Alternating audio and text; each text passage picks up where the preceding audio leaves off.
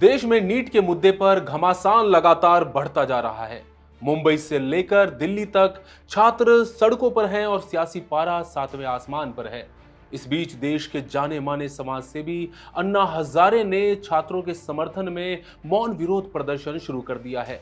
वो भी धरने पर बैठे हैं। वो इस मौके पर बेहद इमोशनल हो गए। वो छात्रों पर बल प्रयोग को लेकर बेहद आहत हैं। हजारे का ये विरोध प्रदर्शन कॉकरोच जनता पार्टी के चल रहे विरोध के बीच हो रहा है, जो परीक्षा पेपर लीक के आरोपों पर जवाबदेही और केंद्रीय शिक्षा मंत्री धर्मेंद्र प्रधान के इस्तीफे की मांग कर रही है। धरने पर बैठने से पहले अन्ना हजारे ने पीएम मोदी को एक सख्त लेटर लिखकर इस पूरे विवाद पर बड़ा बयान दिया है। अन्ना हजारे ने साफ कहा है कि लोकतंत्र में टकराव से काम नहीं चलेगा। आइए जानते हैं अन्ना हजारे ने अपने इस खत में पीएम मोदी को क्या क्या नसीहत दी है, और साथ ही जानेंगे कि अन्ना का शामिल होना इस आंदोलन के भविष्य पर कैसा असर डालेगा। नमस्कार, मैं हूं आदित्य। India.com में आपका स्वागत है। सबसे पहले आते हैं अन्ना के द्वारा लिखे गए लेटर पर। अन्ना हजारे ने अपने इस लेटर में सबसे बड़ा मुद्दा केंद्रीय शिक्षा मंत्री धर्मेंद्र प्रधान के इस्तीफे का उठाया है। अन्ना का साफ कहना है कि यदि परीक्षाओं में गड़बड़ियों को लेकर किसी मंत्री का इस्तीफा लिया जाता है तो इससे सरकार कमजोर नहीं होगी, बल्कि सरकार को इसका फायदा ही मिलेगा।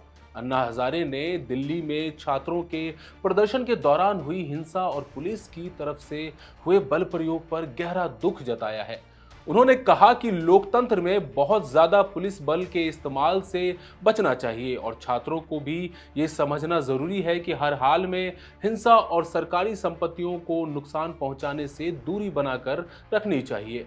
अन्ना ने सरकार को याद दिलाया कि देश में लाखों युवा सिर्फ एक परीक्षा के पेपर लीक होने से परेशान नहीं हैं, बल्कि भर्ती प्रक्रिया में देरी और बेरोजगारी जैसे मुद्दों को लेकर उनके भीतर भारी गुस्सा है। सरकार को इन युवाओं के दर्द को सिर्फ कानून व्यवस्था का मामला नहीं समझना चाहिए, बल्कि इसे जनता के आक्रोश की सही अभिव्यक्ति के रूप में देखना चाहिए। साथियों, अन्ना हजारे की बात करें तो उनकी उम्र 89 साल की है और वो इस वक्त अहिल्या नगर में मौन व्रत पर बैठे हुए हैं। उन्होंने भ्रष्टाचार विरोधी और पारदर्शिता कानूनों के समर्थन में अपने जीवन में आधे दर्जन से भी ज्यादा बड़े आमरण अनशन किए हैं।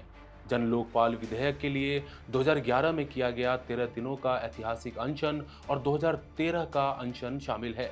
इन आंदोलनों की ये ताकत थी कि 2014 के लोकसभा चुनाव में कांग्रेस पार्टी को हार का सामना करना पड़ा था, लेकिन फिलहाल अन्ना की उम्र ज्यादा होने की वजह से वो ज्यादा सक्रिय नहीं हो पाएंगे, इसलिए वो जंतर मंतर पर आकर शायद ही आंदोलन कर सकें। वहीं आज भी जंतर मंतर पर पूरे दिन बवाल जारी रहा। पुलिस और प्रदर्शनकारियों के बीच झड़प की खबरें फिर से सामने आ रही हैं। साथियों, अभी के लिए इतना ही। इस आंदोलन को लेकर पल पल की खबर हम आप तक पहुंचाते रहेंगे। बने रहिए India.com के साथ। शुक्रिया।